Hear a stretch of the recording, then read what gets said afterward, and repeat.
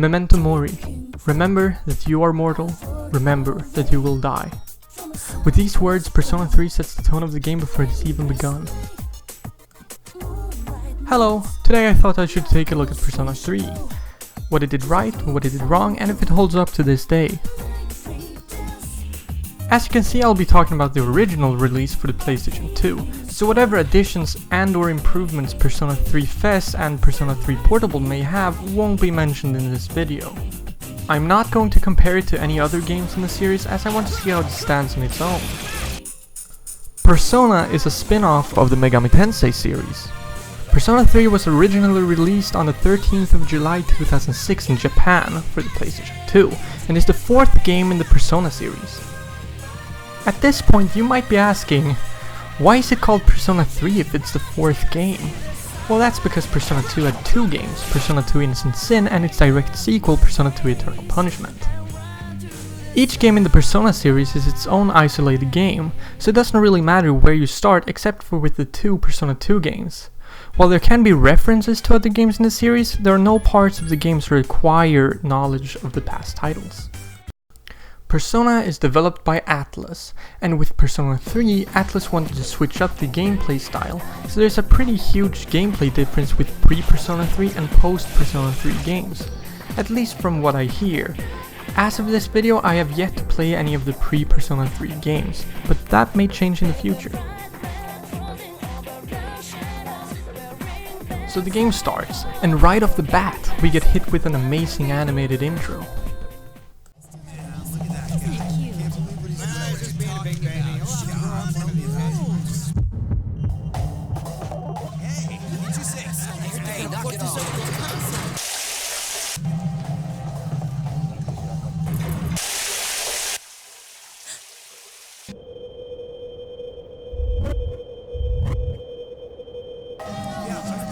Right now.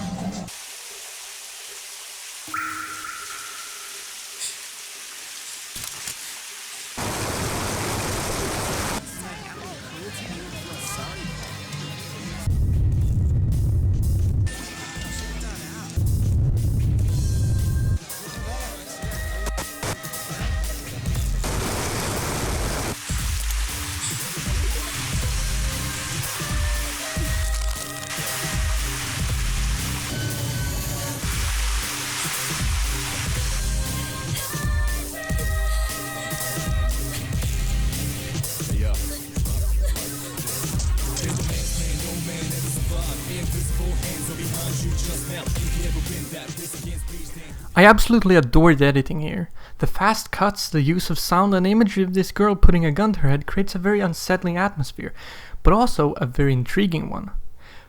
But the excitement doesn't end there. Important time for departure.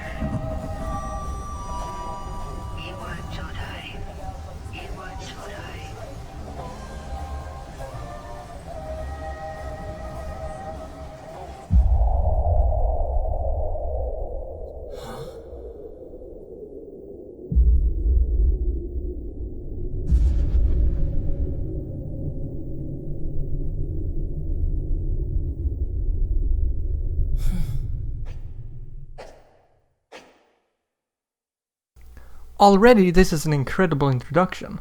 It raises a bunch of questions in only 5 minutes of solid visuals accompanied by masterful direction. So the basic story is that the main character, a 16-year-old boy, is returning to Iwatodai City after his parents died in an accident 10 years ago. Let's call him Makoto for now, since that's his name in the movies and in the upcoming Persona 3 Dancing Moon Knight, but know that you can name him whatever you want in the game.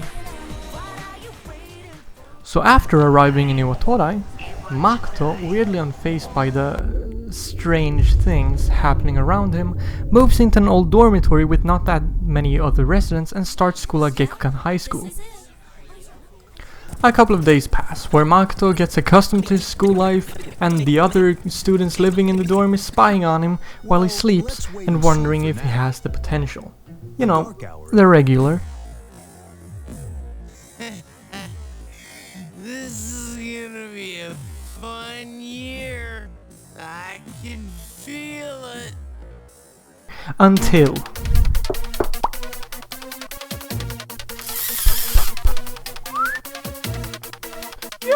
The building's under attack! Okay. Makoto and Yukari, oh yeah, this girl is Yukari, escape up to the roof of the building only to be attacked by a bunch of blobs with masks and knives. Yukari pulls out her gun, but instead of aiming at the blob, she goes for a strange choice of attack. It didn't seem to work. With the gun now in Makoto's hands, he decides to listen to the little boy in prison pajamas in his mind and try Yukari's strategy for himself.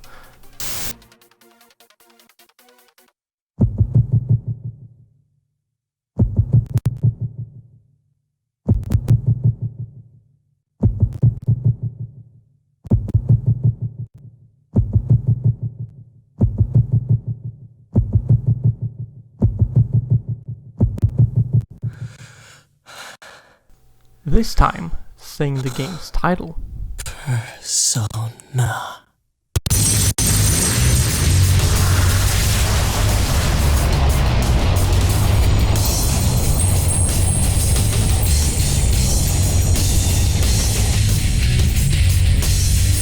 Thou art I, and I am thou. From the sea of thy soul I come. I am Orpheus, master of strings.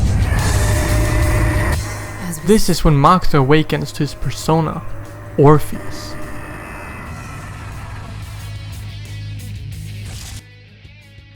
Personas are the masks which we present to the world.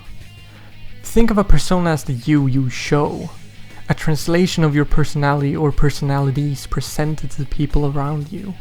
In Persona 3, and the rest of the series, personas are a manifestation of the character's personality. These manifestations are represented by mythological archetypes whose legends often coincide with the character's goals and/or ultimate fate. For these reasons, and the sake of not spoiling anything, I won't be going into any of the personas' history. However, if you've played Persona 3, I can recommend reading about them. It's really cool how deep the symbolism goes with this. A persona user, as people have awakened to their personas are called, upon awakening gains certain supernatural powers depending on the persona they awaken to, and can also use these personas to do battle, but we'll come back to that later.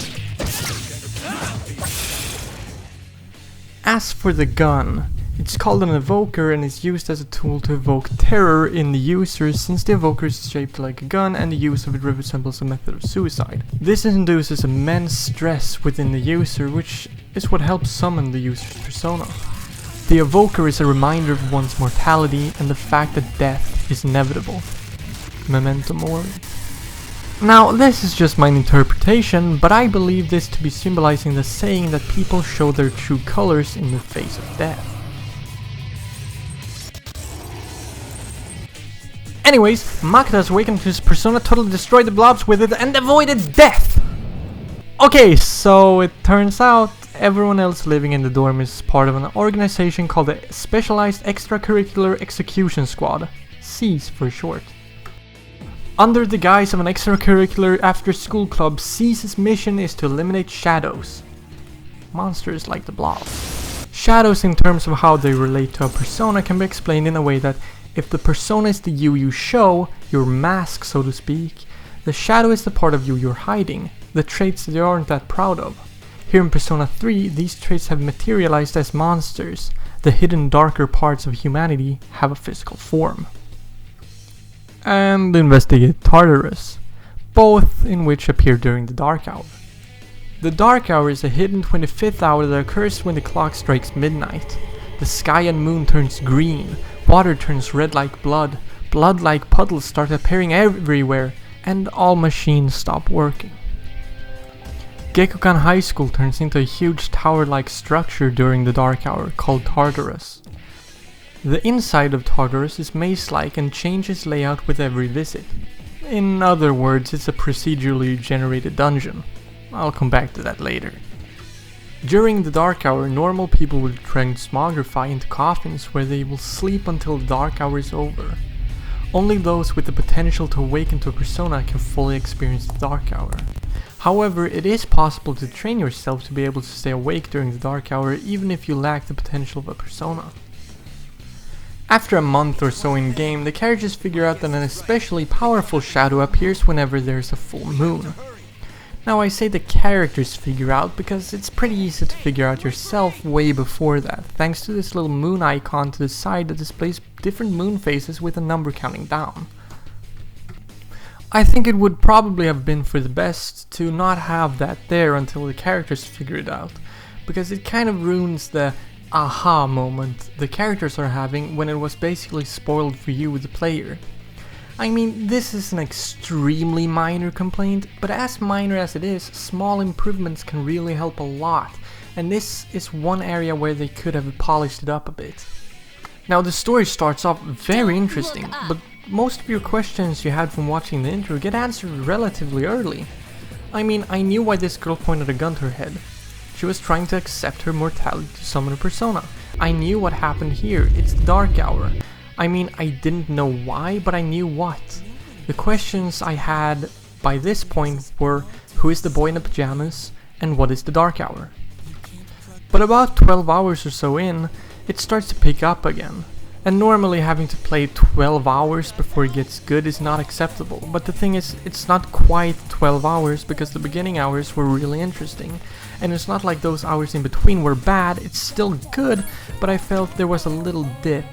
I mean, the full moon missions were always fantastic, but there was too little in terms of events between some of these missions.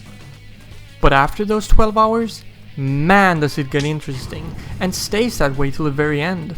And the game takes about 90 hours to finish, so even though there were a few hours where I felt a little dip, it doesn't make much of a dent in the game overall. The base plot itself isn't even the meat of the game's narrative. This is a very character-driven story, and while I won't go into any more detail on the characters, be it because of video length or me just wanting to leave some things for you to experience for yourself, I will say that their personal goals, personalities, and reaction to the events are what makes this game's story actually noteworthy. Without the solid characters, this plot would fall apart pretty quickly. I will leave the story parts here. The narrative is really good, but it doesn't matter how good a game's story is if the gameplay isn't up to snuff.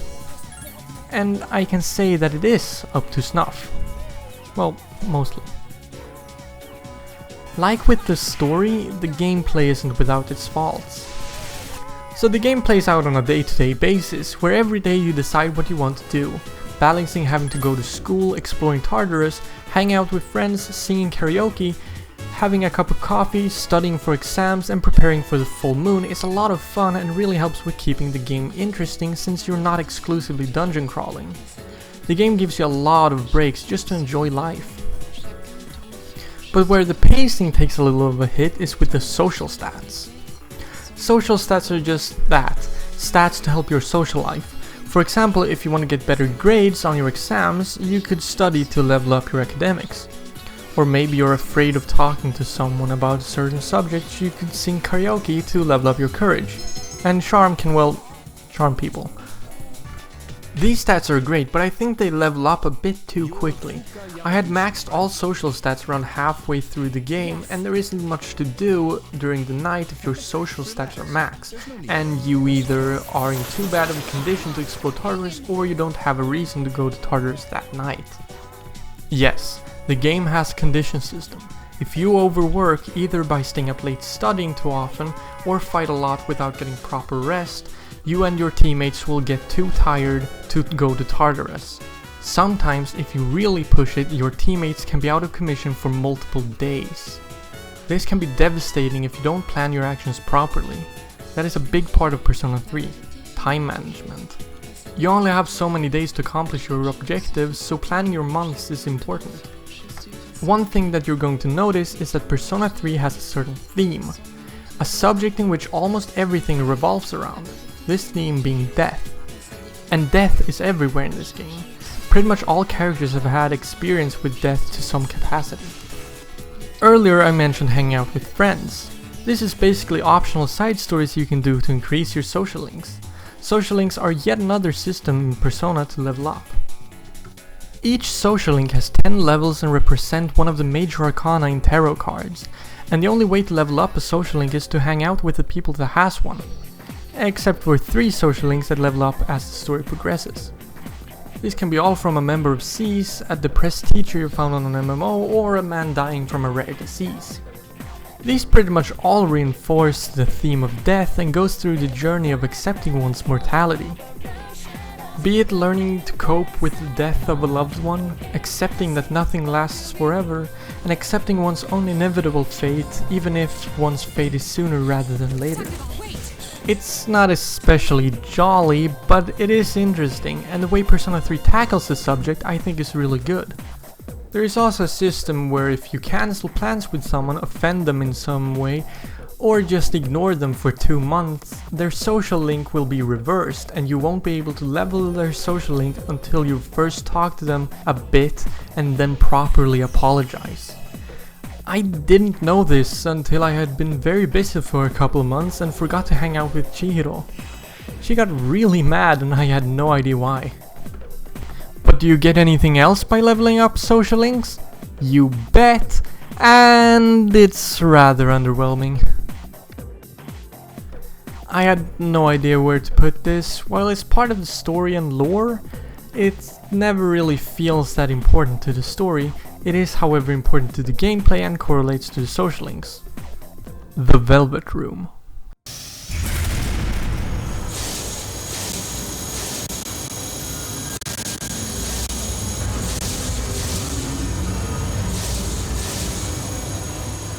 Welcome to the Velvet Room, my dear young man. The Velvet Room is a room that appears in every Persona game, but changes form depending on game. In Persona 3, the Velvet Room is an elevator ascending infinitely. The Velvet Room is only accessible by those who've signed a contract, something that Makoto did. Right here. In the Velvet Room sits the host Igor and his assistant Elizabeth. Their roles are to assist you with persona fusions, a ritual to fuse multiple personas into a single stronger persona. You see, people and personas are categorized into groups representing the 22 major arcana in tarot cards. Makoto's arcana is the number 0, the Fool, and holds the power of the wild card.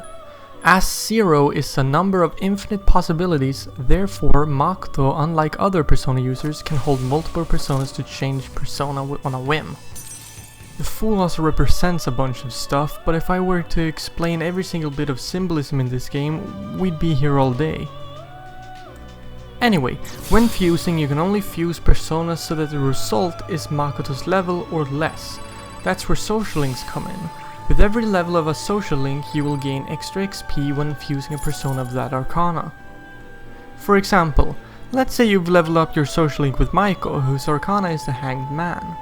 This means that whenever your fusion result is that of the Hanged Man arcana, that persona will gain extra XP. And even if the XP bonus given would increase the persona's level to that higher of Makoto's, the fusion will still be a success. Lastly, when a social link is maxed out, you will unlock an especially strong persona to fuse. This is pretty underwhelming for how much work it takes to level up social links. Sure, the side stories are great, but just a little more as a gameplay reward would be nice. Okay, that's not actually all maxing out a social link does. For maxing out some of the social links will end with you dating the character. The dateable characters are Yukari Takeba of the Lover's Arcana, Mitsuru Kijiro of the Empress Arcana, Fuka Yamagishi of the Priestess Arcana, Aigis of the Chariot Arcana, Chihiro Fushimi of the Justice Arcana, and Yuko Nishiwaki of the Strength Arcana. That's cool and all, but unless you want to be a cheating prick, you have to make sure not to max out more than one of these characters' social links, because you have to date them in order to reach max level of their social links. This is a major problem, because I take my fictional relationships very seriously, and therefore only maxed out my social link with Fuka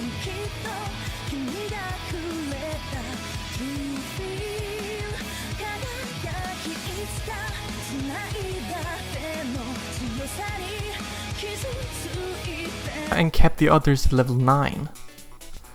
Already, this is a fine life sim game, but there's more to the gameplay than just managing school and friends. There's still the dark hour to explore. At night you have the option, unless there's a special event or you're too tired, to stay up until the dark hour and explore Tartarus. While at the entrance to Tartarus, you get to choose up to 3 other Persona users currently on your team to join your exploration into Tartarus.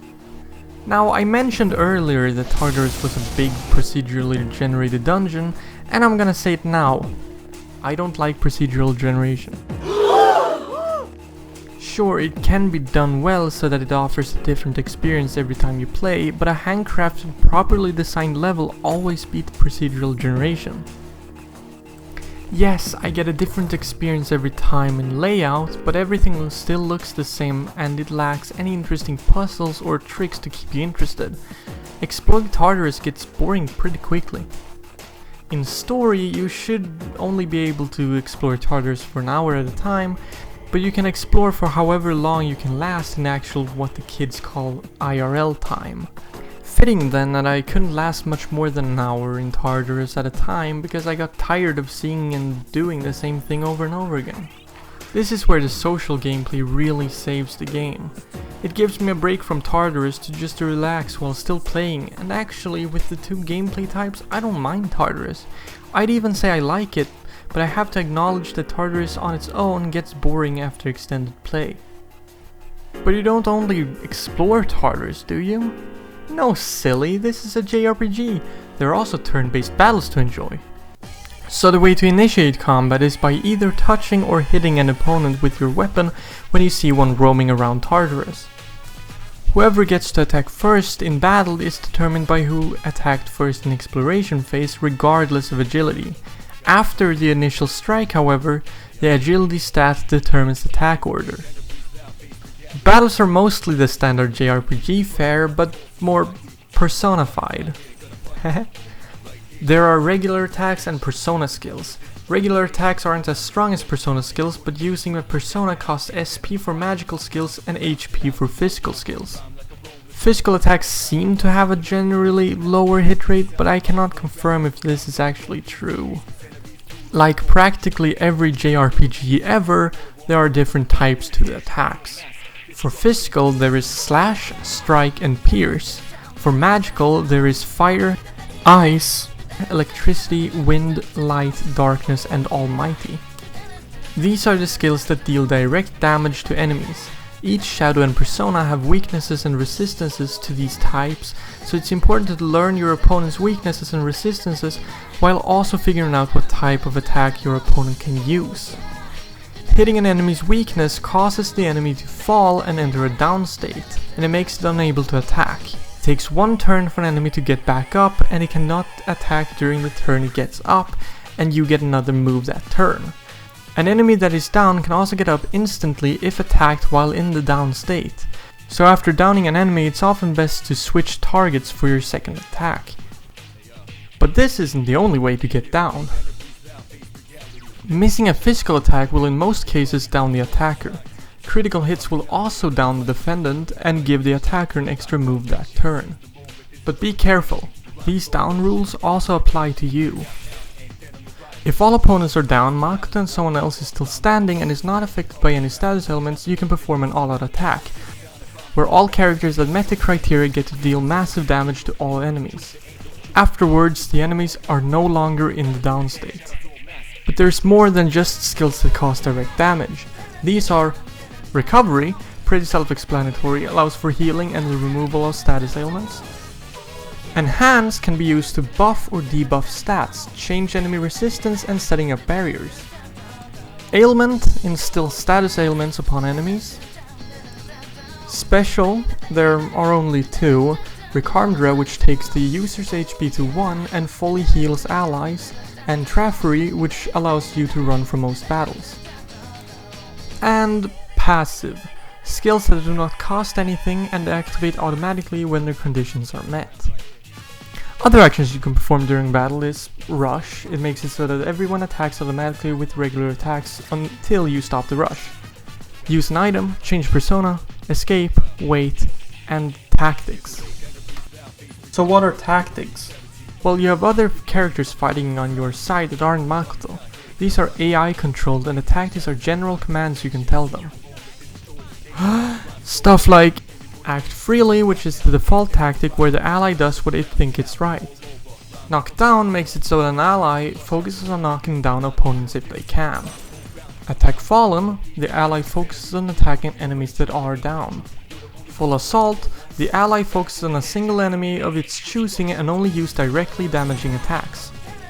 Heal/support, ally focuses on healing more frequently. Conserve SP, ally won't use any SP costing skills. Assign target, the same as full assault but you choose the target. Same target, the same as full assault, but the enemy they focus on will be the same as the enemy Makoto targets. And stand by, the ally won't do anything. It's cool to have these, but the AI can be really frustrating at times. I get that they feel more like individuals, but the problem is, instead they sometimes make unfathomably stupid decisions.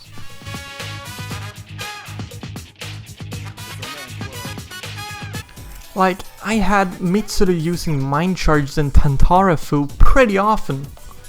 Even if she did attack after using Mind Charge, she would still be wasting a lot of SP. Mind Charge only boosts magic skills by ×2 for the next turn, but it costs 15 SP plus whatever next attack, so unless it's Mabufula and Bufudine or Mabufudine, she'll use more SP than just using Bufula twice. But even still, Mabufula and Bufudine will only save 1 SP, which isn't worth wasting a skill slot on, and even then you can just forget about thinking the AI is going to use any of the Ma skills. Then we get into Ma skills and partners. Now almost every elemental skill also has a Ma version. It's a version of the attack that hits all enemies on the field, and I call them Ma versions because their names are just the single target version's name, but with Ma as prefix. Anyway, the AI never uses the Ma skills in any smart way. The only time I've noticed them using them is when they are at act freely and don't know multiple opponents' weaknesses. But if they are knocked down and all opponents are weak to the same element, will they use the Ma version to knock down all enemies at once? No! Instead, they'll use the single target version of the skill and hit each enemy once at a time, wasting precious XP and my gosh darn time. And spending so much time with them makes their priorities pretty obvious. Critically low HP has top priority when choosing the target to attack, weakness is second and low HP is third. When really aiming for weaknesses first would be best, and then during their extra move they could attack the critically low HP. But they can't be too smart, because if the player sucks, it'd be like the AI does everything for them, but if you're just somewhat competent, this is frustrating. Whew, oh boy. Let's get some other complaints over with while we're at it. You can't read skill descriptions when acquiring new skills or changing personas, meaning that if you forget a skill effect or if you get a new skill you've never heard of before, you have to Google the effect or just take a chance. And lastly, I like auto-advancing text when the characters are talking. It makes the voice acting flow a bit better, but there is no way to pause it mid-text. Let's say you have to go take a shit or something. If there's a big story point or a funny haha moment and you have auto-advance on, I hope you can hold it in, or hope for the sake of your pants that the game asks you a question so you can leave for a bit. Well, I feel like I gotta finish this segment by saying I really like the battle system. It's a lot of fun, and especially during boss fights, but it is far from flawless, and most of the flaws lie in the AI controlled allies. What's next? Visuals? Sure. You've been seeing a lot of the game's visuals already, so you might have your own opinion, but I think it looks really nice. It goes for a somewhat dark color scheme that works well with its tone and theme while still allowing for some light to shine in. Also, blue. Lots of blue. Mainly the UI, but still a bunch of blue. Well, blue is Persona 3's theme color. It represents aloofness, mimicking the demeanor of Makoto, sadness, death always comes with a bit of sadness, coldness, again mimicking Makoto's demeanor, but could also be death is cold? I don't know. Well, those are the negative representations of blue. While those are the most prominent in Persona 3, the positives do fit as well, those being intelligence, calmness, and competence. The main art style is going for a style very much reminiscent of Japanese animation, and it just happens that I am a fan of that kind of style. Okay, that maybe not just happens to be the case. I might have been a little bit pulled in by that kind of art style. I'm not going to deny that. Next up, sound is important to set tones and to help with game feel. Now the sound effects are fine, they do their job well enough, but I don't think they're anything too special. The soundtrack, however, it's pretty good. Now I know jack all about music, but it seems to have a nice mix of rock, pop, rap and jazz. Like I said, I don't know anything about music except that I hear this and say, that's quite nice. The main battle theme, Mass Destruction, is one that I didn't really like at first. It features a whole bunch of rap and I don't like rap. Well, I've warmed up to it. It's kind of Stockholm Syndrome. I had to listen to it a lot, now I don't think it's that bad anymore. Nothing really special, but not bad. Actually, I quite like the non-rapping parts. Sorry Lotus Juice, it's not you, it's just I don't like the genre. At least I can give it this, I didn't get tired of it, it was fine hearing over and over again. And for a main battle theme, that's really all you can ask for. Burn My Dread,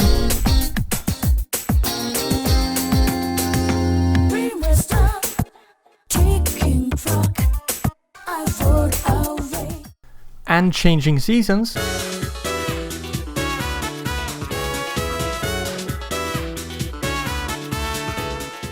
are my favorites, but I also like Memories of You